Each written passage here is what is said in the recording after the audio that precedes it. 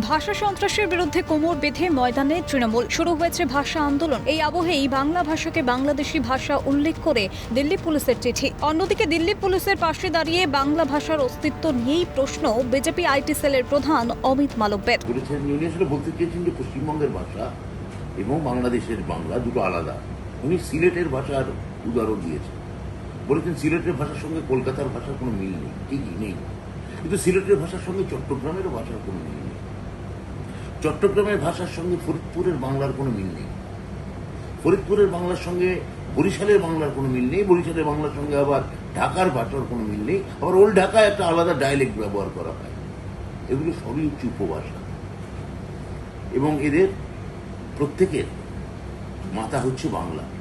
যেমন কি না আমরা কলকাতার বাঙালিরা যে বাংলাটা বলি এটা বাংলা, যেটা কলকাতার বাংলা নয়, এটা কৃষ্ণনগরের ডায়ালেক্ট, কৃষ্ণনগরিক ভাষা আমরা বলি।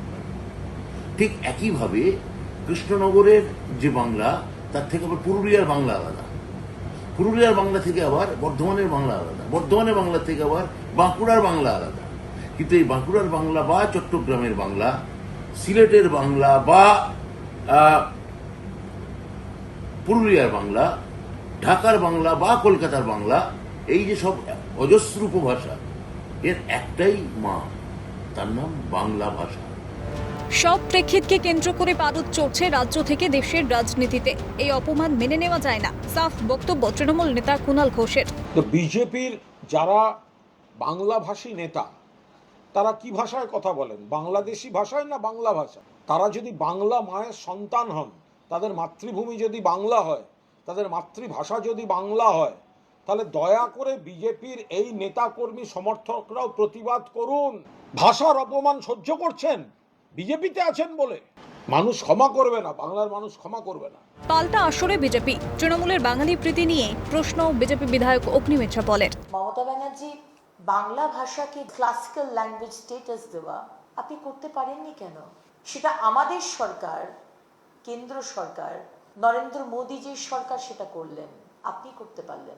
এই ইস্যুতে কার্যত তৃণমূলের সুর বামেদের গলায়। দিল্লি পুলিশের চিঠিকে অসৎ উদ্দেশ্য বলে কটাক্ষ বাম সাংসদ বিকাশ রঞ্জন ভট্টাচার্যের। এই সমস্ত যারা দিয়েছেন তারা অশিক্ষিত, অর্বাচীন, এবং এরা এদের ট্রেন আপ করা হয়েছে যে গোটা দেশে হিন্দি চালাতে হবে, হিন্দি চাপিয়ে দেওয়ার একটা সুকৌশল হচ্ছে এইসব কথা বলা।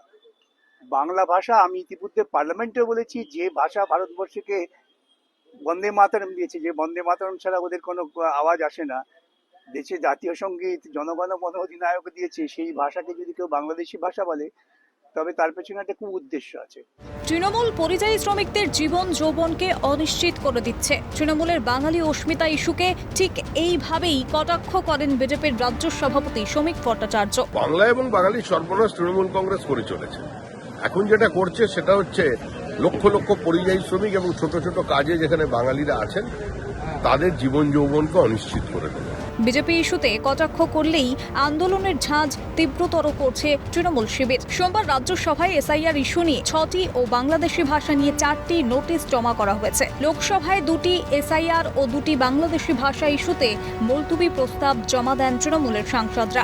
ভারতীয় জনতা পার্টির মুখপাত্র অত্যন্ত নিম্ন রুচির কথাবার্তা বলেন এবং টুইট করে উনি আবার সেটাকে জাস্টিফাই করছেন যে বাংলা বলে নাকি কোনো ভাষা নেই। তার মানে তিনি সরাসরি বাঙালিকে অস্বীকার করছেন, তার সাথে সাথে বিশ্বকবি রবীন্দ্রনাথ তাকে অস্বীকার করছেন, আমাদের কবি নজরুলকে অস্বীকার করছেন, ঋষি বঙ্কিমচন্দ্র চট্টোপাধ্যায়কে অস্বীকার করছেন, শরৎচন্দ্রকে অস্বীকার করছেন, আমাদের যত কবি, লেখক, সাহিত্যিক, আমাদের শিল্প, সংস্কৃতি সবকিছুকে। বাঙালি যদি এর পরেও বুঝতে না পারে যে ভারতীয় জনতা পার্টির রুচিটা কত নিম্নমানের, তাহলে পরে আমাদের কিছু বলার নেই। আমরা প্রতিবাদ করছি, আমরা অ্যাডজর্নমেন্ট মোশন লোকসভার ভেতরে তুলেছি, দিয়েছি এবং এখনো আমরা প্রতিবাদ চালিয়ে যাব। সব মিলিয়ে চলতি অধিবেশনে এসআইআর ও ভাষা সন্ত্রাস বিরোধীদের রাজনৈতিক হাতিয়ার হয়ে উঠছে, তা আর বলার অপেক্ষা রাখে না। ক্যালকাটা নিউজ।